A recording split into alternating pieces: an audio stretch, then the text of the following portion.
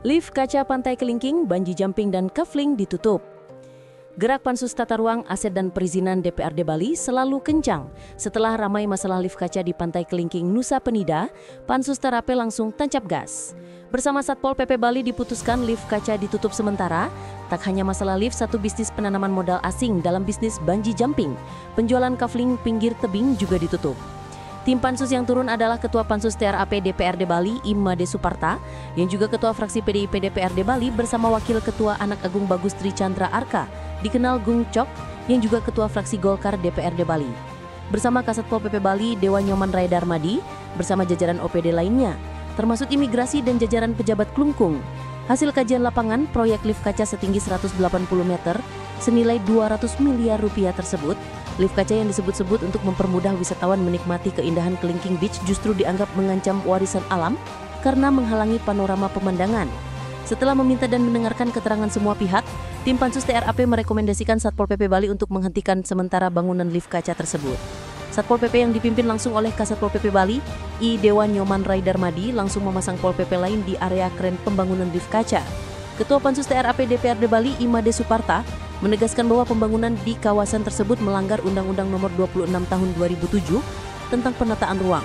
Suparta juga memastikan yang mengeluarkan izin juga terancam pidana juga salah dalam mengeluarkan izin. Politisi asal Tabanan ini menjelaskan, lokasi proyek berada di kawasan mitigasi bencana, area yang secara hukum terlarang untuk pembangunan skala besar. Bahkan, menurutnya, jika proyek terbukti belum mengantongi izin resmi, maka seluruh aktivitas harus dihentikan dan bangunan dibongkar. Pihak investor, Direktur PT Bangun Nusa Properti, Iko Mangswantara mengklaim bahwa proyek itu legal dan sesuai aturan. Ia bahkan menyebut izin sudah keluar sejak 2023 dan semua kajian lingkungan hingga uji kekuatan tanah telah dilakukan. Investor asal Tiongkok yang digandeng disebut menanam modal hingga 200 miliar rupiah dan 60 miliar khusus untuk membangun lift kaca tersebut. Dengan harapan mendongkrak PAD Klungkung dan membuka lapangan kerja baru, meskipun demikian, pihaknya menghormati dan mematuhi keputusan tim Pansus DPRD Bali dan Satpol Bali untuk menutup sementara pembangunan lift kaca yang sudah mencapai 70% tersebut. Kasatpol PP Bali, I Dewan Nyoman Rai Darmadi mengatakan bahwa pembangunan proyek lift kaca ini masuk dalam wilayah perlindungan kawasan setempat.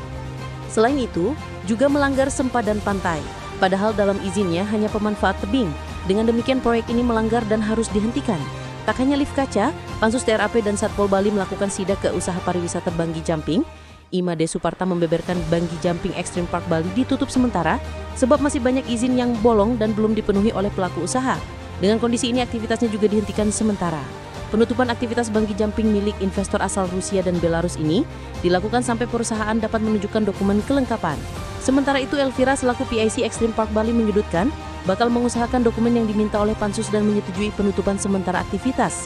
Telah juga membeberkan telah beroperasi sejak 2023. Tak hanya itu, ada satu kawasan kafling lahan yang ditemukan memotong tebing dan tanpa perizinan lengkap juga ditutup sementara.